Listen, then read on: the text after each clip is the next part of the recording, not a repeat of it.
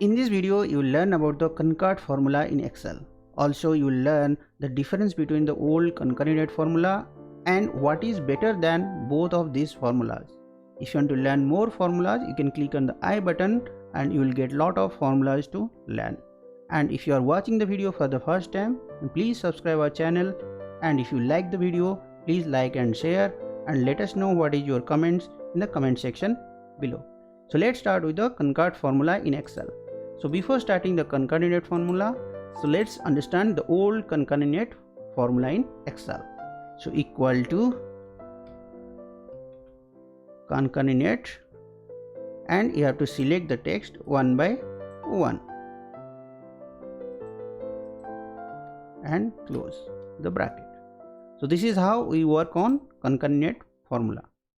And if you want to add any space, you can do that by just adding the space by spacing comma and comma, and you can copy that formula and click here like this and enter.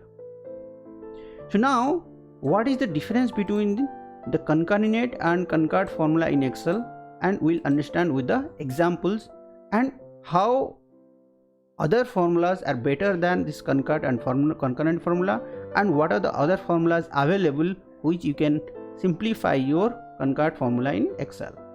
So now in concatenate formula, let's understand the difference first. In concatenate formula, you have to select the text one by one, but in old CONCAT formula, you have to select, you can select the range at a time. So this is simple.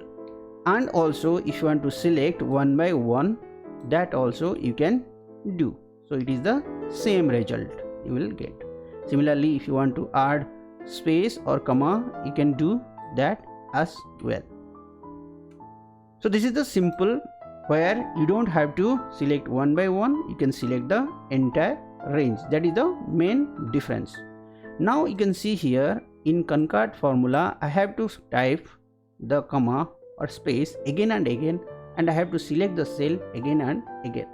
So what is the better formula for this? For that, we have a formula called TEXTJOIN Formula in Excel, which will simplify the formula and you will have a string at a time. So you can find that video link in the description below, so that you will learn about the TEXTJOIN formula. After using the TEXTJOIN formula, you will forget about the CONCAT or concatenate formula in Excel. So let us know if you have any questions in the comment section below, and please subscribe our channel. Have a great day. Thanks for watching.